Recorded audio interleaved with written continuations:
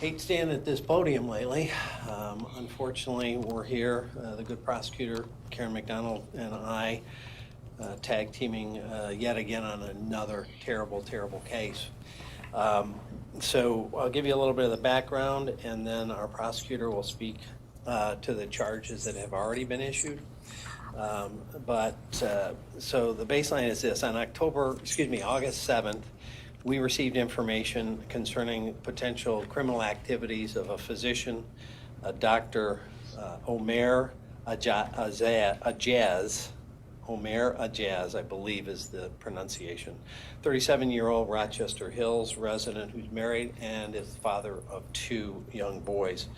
The allegations were that he was engaged in activity, including but not limited to placing hidden cameras in changing rooms, video recording young children as young as 2 years of age, and all the way up to grown adults in different settings.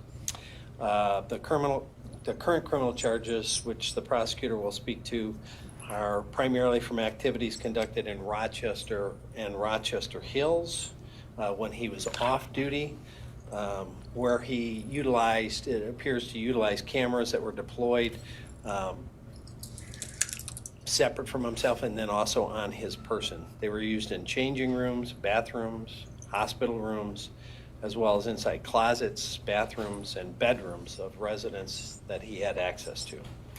We believe the criminal activity's been going back at least 6 years, but this is, and I can't stress this enough, so much the tip of the iceberg. He was arrested on August 8th by our detectives as they were served a search warrant, and again, formally charged by the prosecutor, which she'll speak to those charges.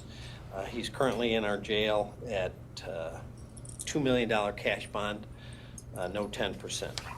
So the background on this individual is he's an Indian citizen, has been working in the U.S. on a visa, came to the United States about 2011 for his internship in Michigan. He moved to Dawson, Alabama around 2018 and returned to Oakland County to continue his practice here. So this may stretch not just in Michigan, but to other states and potentially even other countries. He has worked at Ascension Genesis Hospital in Grand Blanc and Henry Ford Macomb Hospital in Clinton Township, but we're still trying to determine where else he may have worked. He was apparently an individual, a contracted physician that went 2 different locations for a company rather than having his own specific practice. So we still don't know the scope of how many facilities or venues he may have visited in that regard. It's obviously, as I said, very active investigation. It's in its infancy. We've already done a great number of search warrants. We've confiscated at this point 6 computers, 4 cellular phones, 15 external storage devices, and just one of the hard drives has 13,000 videos.